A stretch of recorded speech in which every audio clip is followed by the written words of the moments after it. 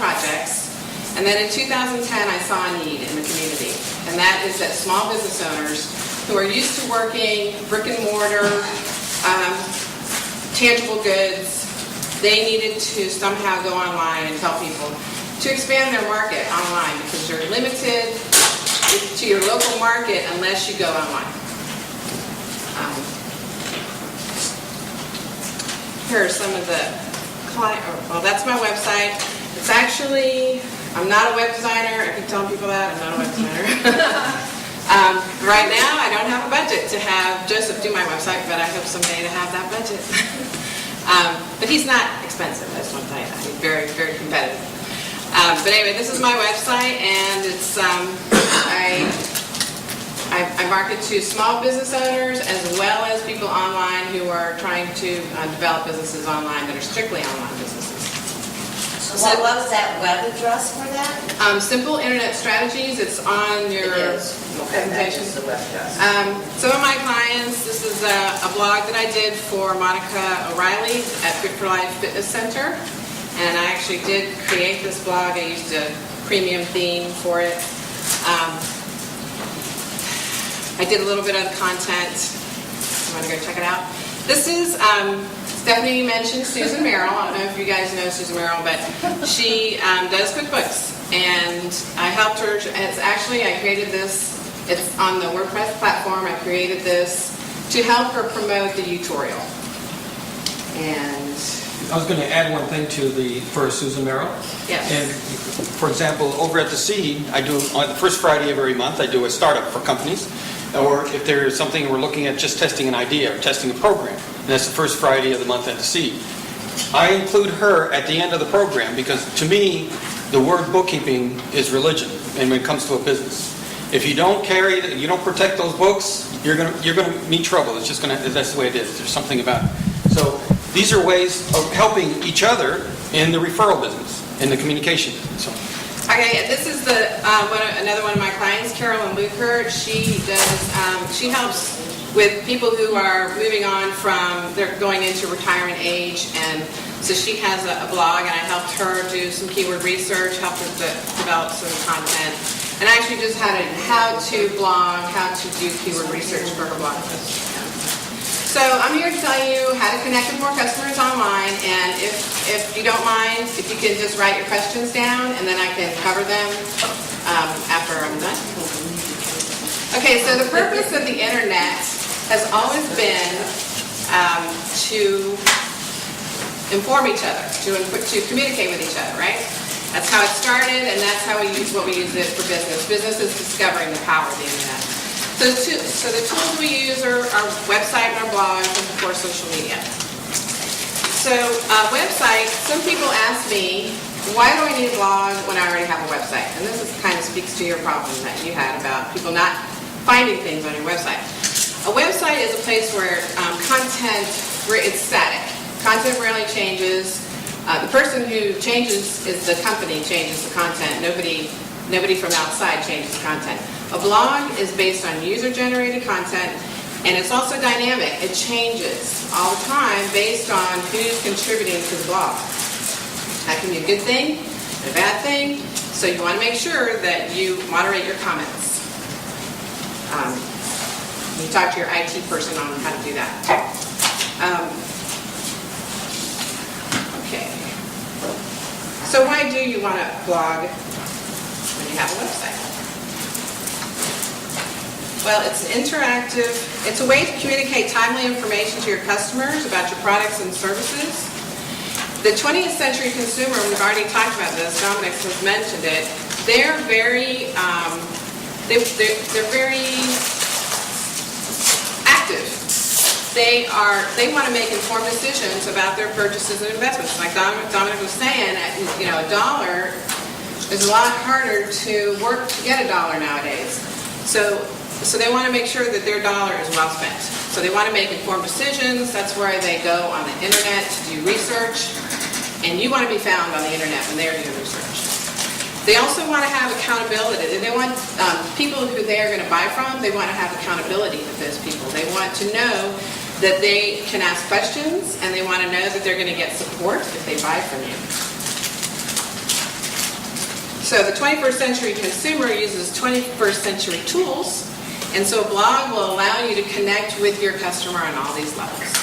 And there's a little UPC code, and it really should be a QR code. Yes. Because you guys are all familiar with QR codes. So I feel like there's a lot of different levels here of people who are involved in this so far. So how many of you are actually blogging now? Okay, and can I ask if is anyone using the WordPress platform? Are you using the public or is it self-hosted? Self-hosted. Okay, that's good. A lot of people will go to Blogger or to the public sites, and I think people are now understanding the difference. But if you go to a public like Blogspot, that content that you put on there is going to be their content, not yours. So anytime they decide they don't like your blog, they're going to get rid of it. It's not your content anymore. So that's Where good. do you recommend going? I'm sorry. Where do you recommend going? I'll talk about that at the end of it. So, the main benefits of blogging are, like we talked before earlier, we talked about developing a relationship of know, like, and trust. And you do that through the content that you share. You educate your consumer, your potential customer, your prospect, with information about your product or service. The other benefit is that it increases the traffic to your website, and that's search engine optimization. And Google loves blogs because the dynamic content means that it's fresh, and Google likes that in their algorithm. And it's also an opportunity to develop a community of raving fans, and we all know raving fans are sources of referrals, so that's why it's a good idea to blog. So what kind of things do you want to blog? Blog about people. Some of my clients say, what am I going to blog about? I don't know what I'm going to blog about. Well, the one thing that I tell them is to answer the questions that your customers might be asking about your product or service. A great way to do that, you mentioned, was doing surveys. Or you can just, the content that you have, or the service you have, you can create a blog post about something special about the service or product that you provide. This is a client of mine, Mike Hill. He owns Mike Hill Construction. He's a certified aging in place specialist. And aging in place is where somebody decides they don't want to go to a facility, an assisted living facility, so they decide they're going to age in their home. And so there are certain things that you need to do to your home, inside your home, to make it safe. So that's what Mike does. So what Mike did was he found an article that he wanted to share, and he put it on a PDF, or I put it on a PDF form.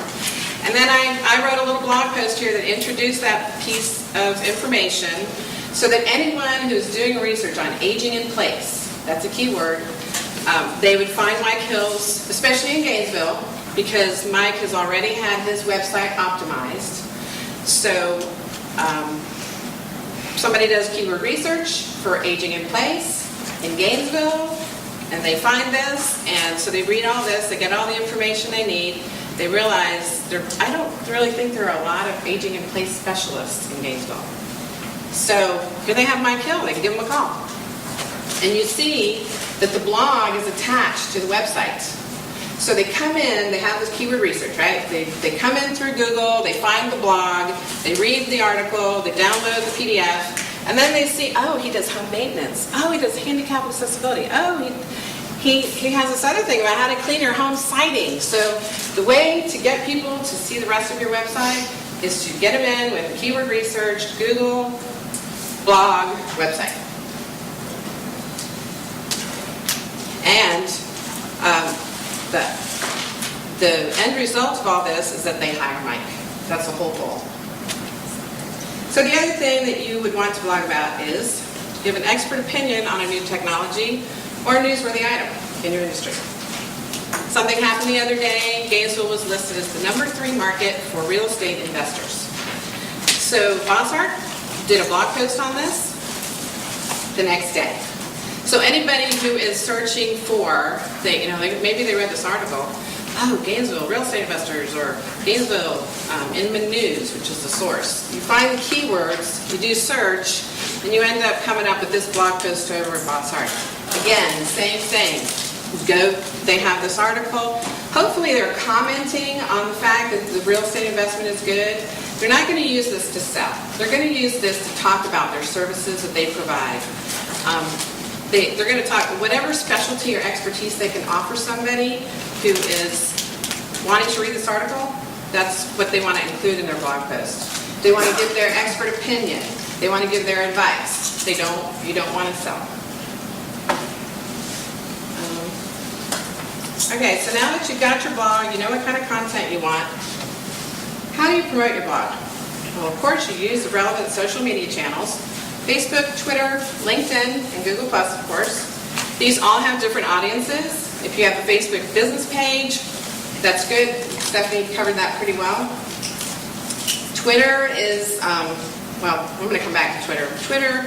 LinkedIn is obviously business related.